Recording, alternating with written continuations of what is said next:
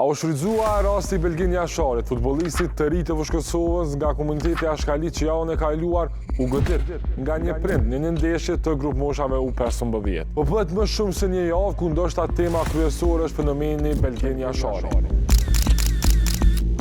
Një javë ku një i ri përpos shkelmit që mori, u detyrua të përjetonte një 7 ditë të rënd emocionalisht. Belgini luan futboll të Kosova. E në një ndeshje ndaj shkollës së Arsenalit u godit pa të drejtë brenda fushës nga një prind. Padyshim që të gjithë pajtohemi që dhuna nuk do duhet të toleroj e në fakt do duhet të dënoj. Mbështetja e madhe që ju dha Belginit në këtë rast nxori në pa një tendencë të shoqërisë për të reaguar më shumë emocionalisht. Në vend që rasti të shërbente si piknisje për diskutim të thelluar mbi dhunën në sport dhe problemet sistemike, ajo reduktua një valë simpatie për individin.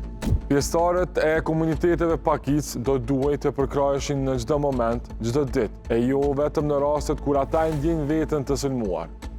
Le të mos e kujtojmë Belginin vetëm si djaloshin që u godit, por si simbolin e pafajësisë, që na kujtoi se fëmijët meritojnë mbrojtje, dinitet dhe një botë më të drejtë, ku zëri i tyre nuk shuhet nga dhuna.